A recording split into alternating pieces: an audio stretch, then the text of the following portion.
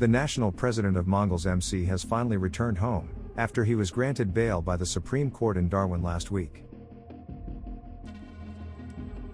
Nicholas John Forbes, 53, was granted bail by the Supreme Court in Darwin.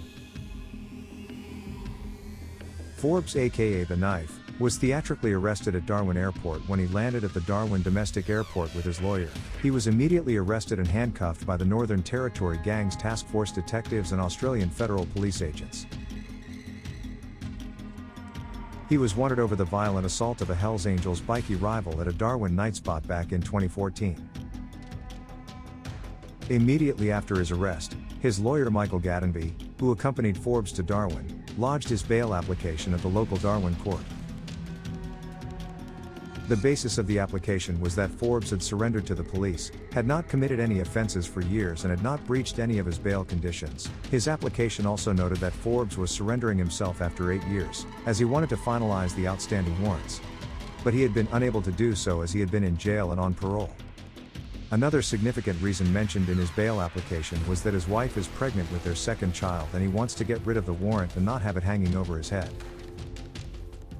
However, the local court refused him bail and remanded Forbes in custody until October 31st, saying that the accused lives interstate, and this could cause hindrances.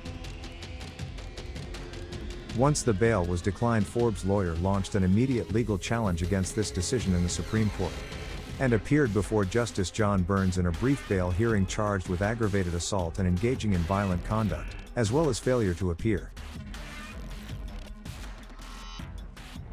After reading the application, Justice Burns granted him bail under strict conditions, including that Forbes will go directly from the court to the airport in the company of his lawyer to catch an afternoon flight back home.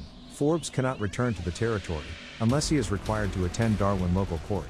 He would also be barred from contacting 68 people identified in a Queensland consorting notice, and will be required to hand over a $25,000 surety. Before flying back to Queensland, the bikie boss told the media that his treatment by authorities had been a complete waste of taxpayers' money. "It's a joke. I should have got bail in the first go," he said. "It's a bit of overkill on the taxpayers' money. It was a police stunt to make them look good and make me look bad," Forbes said. "They put me in a medical ward of the jail, away from everyone else, and I had to be escorted everywhere shackled and handcuffed. They put on my file that I'd been extradited, which was totally false. I went up there voluntarily to surrender, but they arrested me at the airport." Forbes said his appearance in the territory was 100% to clear this matter and move on. Forbes' lawyer Michael Gadenby said that he's obviously pleased that he's been released back into the community. "I think he knew that the Supreme Court would see through the smokescreen of the police, and would be happy to release him." Forbes' lawyer will now have to reappear in Darwin court when his case is mentioned on October 31st. Forbes has been excused from attending in person at this next hearing.